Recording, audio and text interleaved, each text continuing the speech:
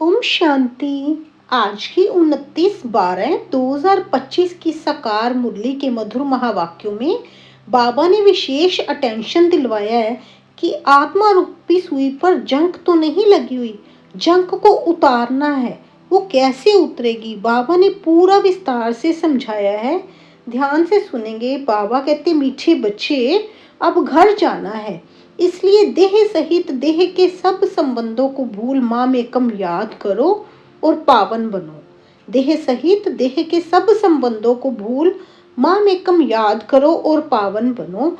प्रश्न है आज की मुरली से, आत्मा के संबंध में कौन सी एक महीन बात महीन बुद्धि वाले ही समझ सकते हैं?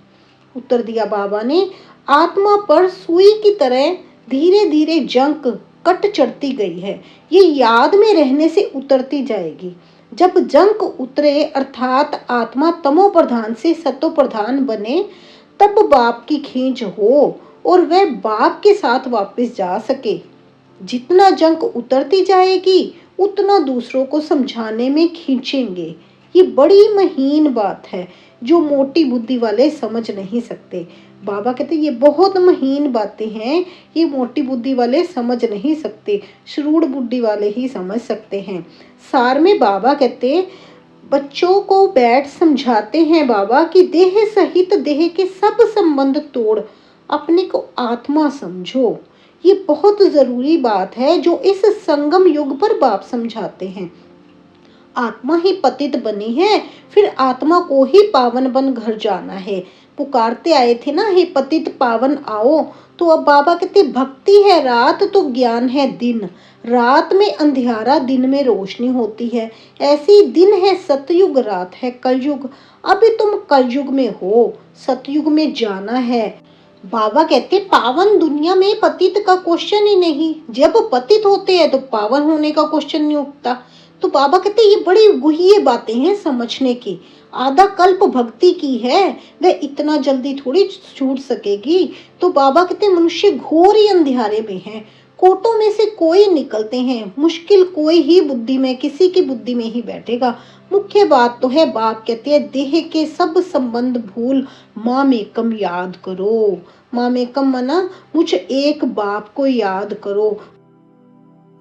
याद से ही विकर्म विनाश होंगे। आगे बाबा कहते, यहाँ पढ़ते हैं नौकरी करने के लिए। आगे फीमेल आदि इतना पढ़ती नहीं थी, ये सब बाद में सीखी हैं। पति मर जाए तो कौन संभाल करे, इसलिए फीमेल भी सब सीखती रहती हैं। सतयुग में तो ऐसी बात बाबा कहते होती नहीं जो चिंतन करना पड़े। मनुष्य यहाँ धन आदि इकट्ठा करते रहते हैं ऐसे समय के लिए, वहाँ तो ऐसे ख्यालात ही नहीं जो चिंता करनी पड़े। बाबा कहते, अभी तो धरनी ऐसी हो गई है जिसमें जास्ती मेहनत करनी पड़ती है। वहाँ तो हर चीज सतो प्रधान होगी, प्रकृति भी सतो प्रधान, तो सब कुछ सतो प्रधान होता है। मनुष्य घोर अंधियारे में सो गए हैं। अब बाबा कहते, जैसे आपको पता चला तो आप अगर बताते हो तो बाकी थोड़ा समय रह गया है तो तुम्हारे पर कोई लोग हंसी भी करते हैं। रियलिटी में तो वे समझते हैं जो अपने को ब्राह्मण समझते हैं। रियलिटी में तो बाबा कहते, जो अपने को ब्राह्मण समझते हैं वही समझते हैं कि अब सतयुग आने वाला है। ये नई भाषा रूहानी पढ़ाई है ना। जब तक स्पिरिचुअल फादर ना आए कोई समझ ना सके। स्पिरिचुअल फादर को तुम बच्चे ही जानते हो, वो लोग जाकर योग आदि सिखाते हैं, परंतु उन्हों को सिखलाया किसने? ऐसे तो नहीं कहेंगे स्पिरिचुअल फादर ने सिखाया। बाप तो सिखलाते ही रूहानी बच्चों को है। तुम संगम युगी ब्राह्मण ही समझते हो। ब्राह्मण बनेंगे भी वही जो आदि सनातन देवी देवता धर्म के होंगे। ब्राह्मण तुम कितने थोड़े हो। दुनिया में तो किस्म किस्म के अथाह जातियां हैं। एक किताब जरूर होगा जिससे पता लगेगा कि दुनिया में कितने धर्म, कितनी भाषाएं हैं। सतयुग में तो एक धर्म, एक ही भाषा होगी। सृष्टि चक्कर को बाबा कहते, सिर्फ तुमने ही जाना है। अभी तुम ब्राह्मण बच्चे तो बहुत थोड़े हो, जब मेजोरिटी होंगे तब समझेंगे। ये पहले की मुरली है ना, साकार मुरली है, तो तब की बात है कि बाबा कहते जब आपकी मेजोरिटी होगी ना तब समझेंगे। अभी अगर समझ जाए तो बाप के पास भागे। एक ने बच्ची को कहा था कि जिसने तुमको सिखाया हम उस डायरेक्ट उसके पास ही क्यों न जाएं। परंतु सुई पर कट लगी है, चुंबक की कशिश कैसे हो? कट जब पूरी निकले तब चुंबक को पकड़ सके। सुई का एक कोना भी कट चढ़ी होगी तो उतना खींचेगी नहीं। ऐसे ही बाबा कहते सारी कट उतर जाए वह तो पिछाड़ी में जब ऐसे बनेंगे फिर तो बाप के साथ वापस जाएंगे। अभी तो फुरना होना चाहिए, फिक्र होना चाहिए कि हम तमो प्रधान है, कट चढ़ी हुई है, जितना याद करेंगे उतना कट साफ होती जाएगी। आहिस्ते आहिस्ते कट निकलती जाएगी। कट चढ़ी भी आहिस्ते आहिस्ते है ना, 63 जन्मों से कट चढ़ती आई है तो अब धीरे धीरे ही उतरेगी ना, बाबा कहते।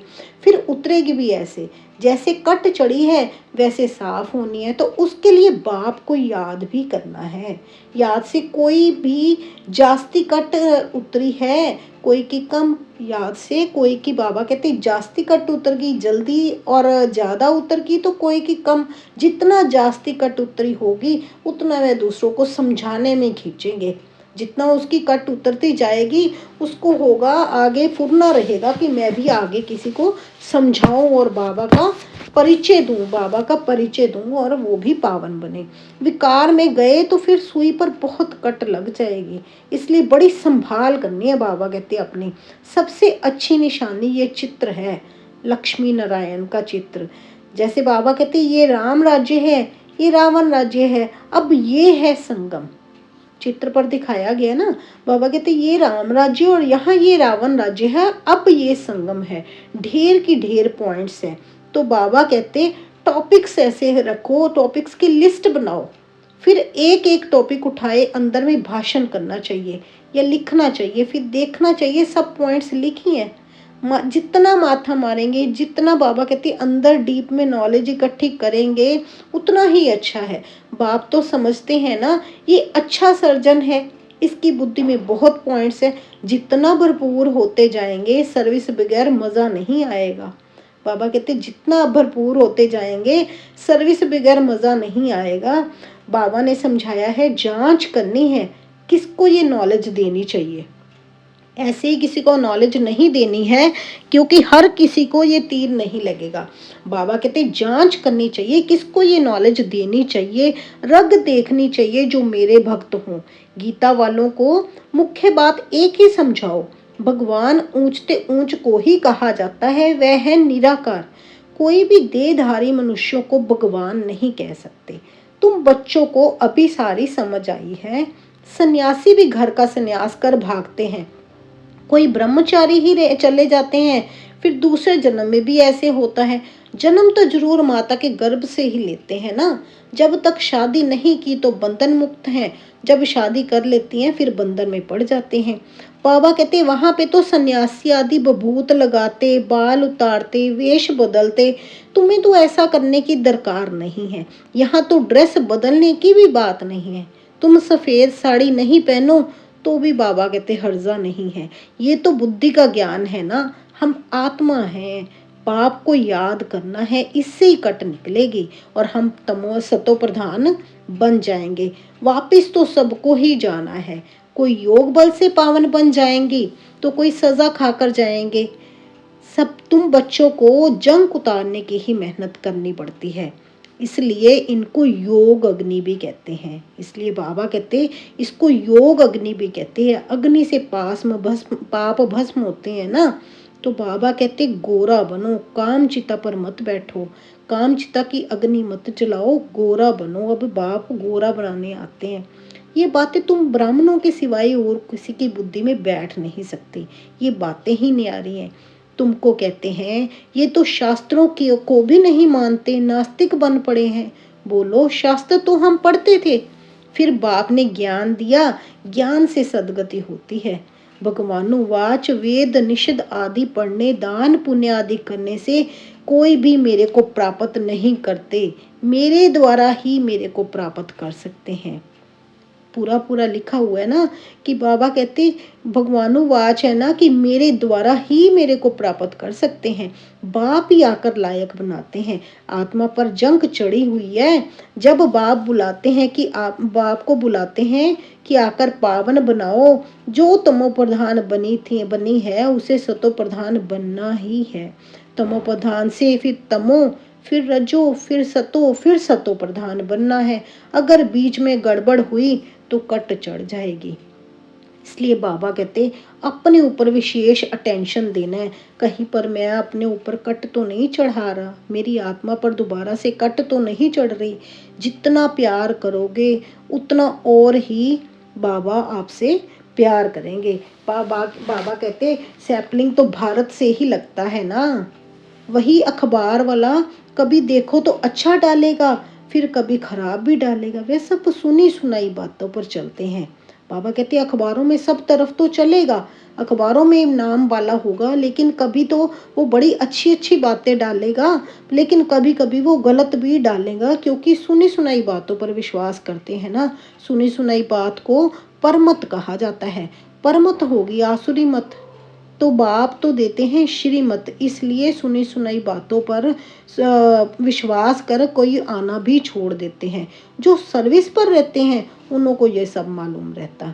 इसलिए बाबा कहते अपने ऊपर विशेष अटेंशन दो, मैं कहाँ तक पावन बन रहा हूँ।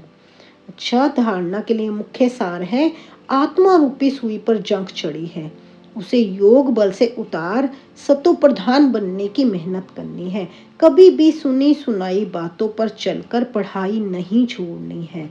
बुद्धि को ज्ञान की पॉइंट से भरपूर रख सर्विस करनी है। रग देखकर ज्ञान देना है। बहुत श्रूड़ बुद्धि बनना है। बहुत ही श्रूड़ बुद्धि माना तीक्ष्ण बुद्धि बनना है। वरदान दिया आज की मुरली में बाबा ने, कल युगी दुनिया के दुख अशांति का नजारा देखते हुए सदा साक्षी व बेहद के वैरागी बन। कल युगी दुनिया के दुख अशांति का नजारा देखते हुए सदा साक्षी व बेहद के वैरागी बन। इस कल युगी दुनिया में कुछ भी होता है, लेकिन आपकी सदा चढ़ती कला है। दुनिया के लिए हाहाकार है और आपके लिए जय जयकार है। आप किसी भी परिस्थिति से घबराते नहीं, क्योंकि आप पहले से ही तैयार हो। साक्षी होकर हर प्रकार का खेल देख रहे हो। कोई रोता है, चिल्लाता है, साक्षी होकर देखने में मजा आता है। जो कलयुग की दुनिया के दुख अशांति का नजारा साक्षी होकर देखते हैं, वे सहज ही बेहद के वैरागी बन जाते हैं। बाबा कहते जो कुछ हो रहा है वह ड्रामा, जो लिखा है ऐसा ही होना है, साक्षी होकर देखो। स्लोगन दिया आज की मुरली में बाबा ने, कैसी भी धरनी तैयार करनी है तो वाणी के साथ वृत्ति से सेवा करो। बाबा कहते कैसी भी धरनी तैयार करनी है तो वाणी के साथ वृत्ति से सेवा करो। वृत्ति से माना संकल्पों से सेवा करो। वाणी के साथ तो करो ही, साथ में संकल्पों से सेवा करो, तो जैसी भी धरनी चाहो वो तैयार हो जाएगी। अव्यक्त इशारे आज की मुरली से, अब संपन्न व कर्मातीत बनने की धुन लगाओ। जैसे कोई मशीनरी को सेट किया जाता है तो एक बार सेट करने से फिर ऑटोमेटिकली चलती रहती है। इस रीति से अपनी संपूर्ण स्टेज व बाप के समान स्टेज का व कर्मातीत स्थिति की स्टेज के सेट को ऐसा सेट कर दो जो फिर संकल्प, शब्द व कर्म उसी सेटिंग के प्रमाण ऑटोमेटिक चलते जाएं। पूरी सारी बाबा कहते सेटिंग कर दो, जो फिर संकल्प भी और शब्द भी और कर्म भी सभी उसी सेटिंग के प्रमाण ऑटोमेटिकली चलते जाएं। ऐसे बाबा कहते अपनी स्थिति पर विशेष ध्यान दो, अपनी चेकिंग करो कि आप कहाँ तक पावन बन रहे हो। तो पावन बनने की सबसे बड़ी चाबी है, बाबा कहते माँ में कम याद करो। मन ही मन एक बाप को याद करते रहेंगे और उसकी याद के साथ उसकी श्रीमत के अनुसार चलेंगे तो सब अच्छा है ही है। अच्छा जी, शुक्रिया मेरे बाबा, शुक्रिया मेरे बाबा। ओम शांति, ओम शांति।